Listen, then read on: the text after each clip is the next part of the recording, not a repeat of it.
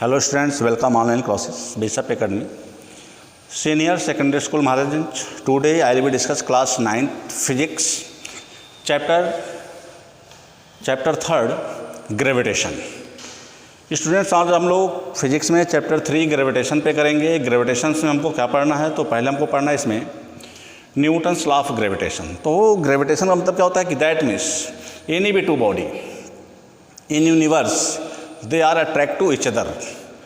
तो अब इसमें जो हमारा फर्स्ट लाया है कि न्यूटन्स लॉ ऑफ ग्रेविटेशन क्या है, तो उसमें दिया कि every particles of matter attract every other particles with a force which is directly proportional to the product of masses and inversely proportional to the square of distance between them.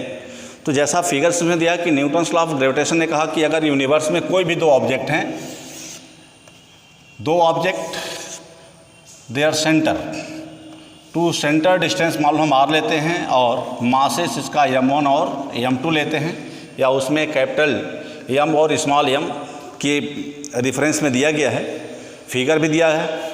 तो इसमें कह रहा है कि every particles of the matter attract every others.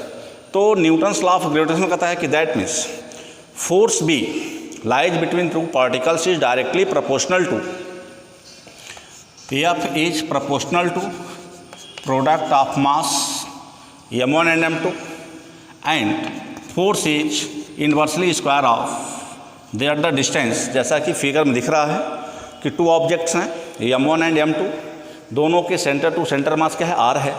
तो अब difference ने कहा है कि every particle of the matter attract every others particle with a force which is the directly proportional to product of their the masses. तो वही term ने लिखा कि directly product of their masses and inversely square of their distance. जब इस case को हम आगे करते हैं तो यहाँ पाता है F equal proportional to m1 into m2 by R square, और इसी फॉर्म में जब हम इक्वल करते हैं तो होता है F equal to capital G into m1 into m2 by R square, where capital G is the universal gravitational constant,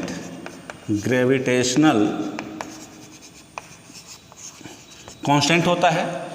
और इस G की वैल्यू जो होती है वो होती है 6.67 इंटू 10⁻11। तो ये टर्म हम आगे अभी देखेंगे। अब इसमें देखो न्यूटन्स लॉ ऑफ ग्रेविटेशन में m1 एंड m2, तो फॉर्मूला गया F equal to capital G m1 into m2 by R square. G is the called universal gravitational constant और G की value 6.67 into 10⁻11 newton metre square पर kilogram square होता है। तो G is constant throughout the universal and G does not depend on the medium between the two bodies.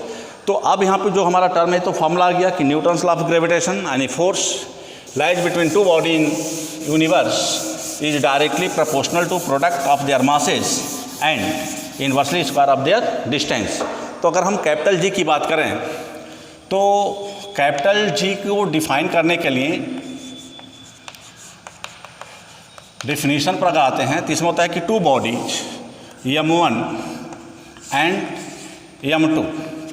तो यहाँ पर लेते हैं अगर m1 equal to m2 equal to 1 kilogram और r इक्वल टू 1 मीटर अगर लेते हैं तो अब F इक्वल टू हो जाएगा capital G into m1 into m2 by R square. तो हो जाएगा F equal to capital G into 1 by 1 का स्क्वायर। तो हो गया F equal to capital G।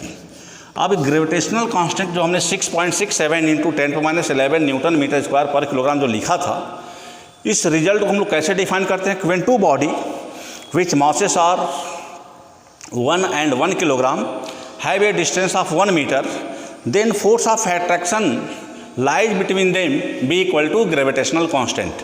यानी दो ऑब्जेक्ट 1 and 1 किलोग्राम के हैं, एक दूसरे से 1 मीटर की दूरी पर रखे हैं, तो उनके बीच जो न्यूटन्स लॉ ऑफ ग्रेविटेशन का जो अमाउंट आ रहा है वह ग्रेविटेशनल कांस्टेंट के इक्वल होता है। यानी अगर दो ऑब्जेक्ट 1 और 1 किलोग्राम के हों और 1 मीटर पर रखे हों तो उनके बीच जो लगने वाला ग्रेविटेशनल फोर्स होगा वह 6.67 इंटू 10⁻11 न्यूटन की इक्वल होगा, और वही जब कैपिटल जी में कन्वर्ट होता है तो यूनिट उसका होता है न्यूटन मीटर स्क्वायर पर किलोग्राम स्क्वायर का रिजल्ट आता है।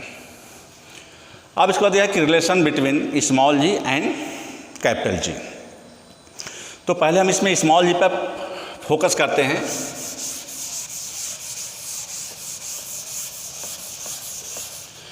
स्मॉल जी का मतलब होता है ग्रेविटी।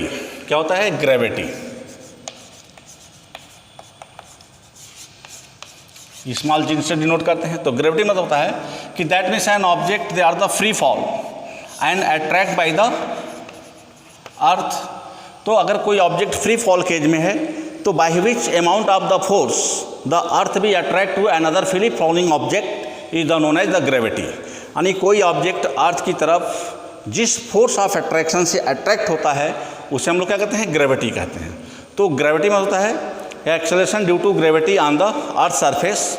तो अब इसमें जो रिलेशन आ रहा है, और यहाँ पर हम लोग जी की वैल्यू 9.8 मीटर पर सेकेंड स्क्वायर का एडाप्टेशन करते हैं स्मॉल जी की वैल्यू। कहीं कहीं हम लोग इसमें 10 भी लेते हैं राउंड ऑफ में। तो अब हो गया कि ग्रेविटी का मीनिंग हो गया कि an object in free fall condition by which force they are the attract to the surface of earth is called earth gravity, और ओनली इसको ग्रेविटी भी बोलते हैं। तो अब दिया हुआ है कि इसमें मान लो कि अगर कोई ऑब्जेक्ट अगर फ्री फॉल केज में है तो in this case force amount भी equal to F equal to M ji.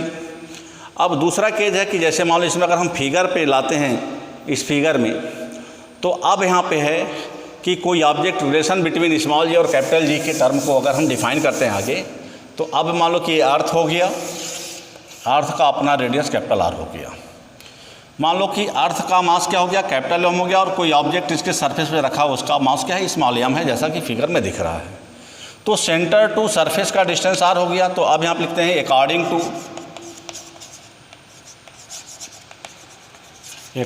To Newton's law of gravitation,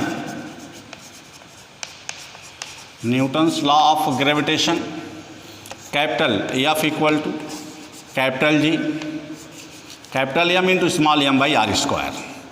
क्योंकि यहाँ पे m1 की वैल्यू मैंने कैपिटल एम अर्थ लिया है और m2 की वैल्यू स्मॉल एम ऑब्जेक्ट के लिए है। तो ऐसे फेज में यह इक्वेशन बन जाएगा, और फिर हो गया कि अर्थ ग्रेविटी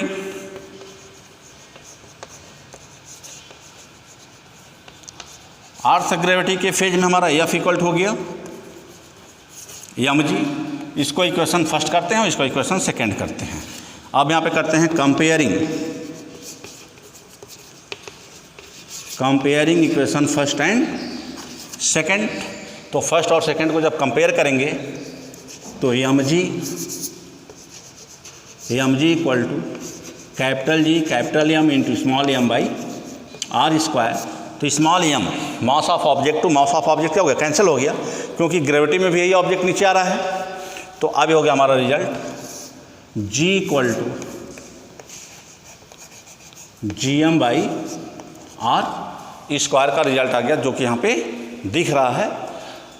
अब इसके बाद हम लोग आता है कि what the difference between capital G and small G, यानी ग्रेविटेशनल कांस्टेंट और ग्रेविटी में अंतर क्या है, डिफरेंस क्या है। तो पहले दिया कि capital G the universal gravitational constant, यानी कैपिटल जी की वैल्यू पूरे ब्रह्मांड में, पूरे यूनिवर्स में हम कहीं भी जाएं, इस जी के मान में, कैपिटल जी के मान में कोई परिवर्तन नहीं होता है, कोई चेंजिंग नहीं होता है। But small G the acceleration due to gravity, और यह स्मॉल जी की वैल्यू जो होती है यह चेंज होती है। तो अगर हम अर्थ सरफेस पे बात करें तो फार्मूला क्या था? G equal to GM by R square. अगर हम अर्थ पे बात करें तो चूँकि यहाँ पे अर्थ का रेडियस क्या हो गया? मैक्सिमम है, और यहाँ पे अर्थ का रेडियस क्या है? मिनिमम है। तो small G is maximum at pole. Earth के किसी भी पोल पे जाएंगे तो स्मॉल जी की वैल्यू मैक्सिमम होगा, और G is minimum at equator. तो अर्थ की जो ग्रेविटी होती है वह सबसे कम होता है इक्वेटर पर और सबसे अधिक होता है इसके नॉर्थ पोल और साउथ पोल पर। तो रीजन इसका होता है because the radius of earth at the pole is the smallest. तो जहाँ पे अर्थ का रेडियस मिनिमम होगा वहाँ पे ग्रेविटी मैक्सिमम होगा और जहाँ पे रेडियस मैक्सिमम होगा वहाँ पे ग्रेविटी क्या होगा, कम होगा। दूसरा वैल्यू इसमें दिया कि G = 6.67 × 10⁻11 न्यूटन, ये वैल्यू हो गया। अप्रॉक्स वैल्यू 9.8 मीटर/सेकंड² होता है। Value of G is varies from one place to another on the earth. और ये कह रहा है कि अर्थ पर हर जगह स्मॉल g की वैल्यू सेम नहीं होता है, वो चेंजेबल होता है, जबकि कैपिटल G होता है वो यूनिवर्सल कांस्टेंट होता है। Constant through out of the universe हमने बताया। तीसरा दिया कि change every place on the planet e.g. On the moon the value of G is 1/6 of the that of the earth surface. तो अगर हम अर्थ के रिस्पेक्ट में अगर ऊपर जाएं या अर्थ सरफेस के रिस्पेक्ट में अगर इनवर्ड नीचे जाएं तो इस फेज में भी हमारी ग्रेविटी क्या होती है, चेंज होती है। Thank you for watching this video students. We are discuss the some other terms in the next video. Thank you.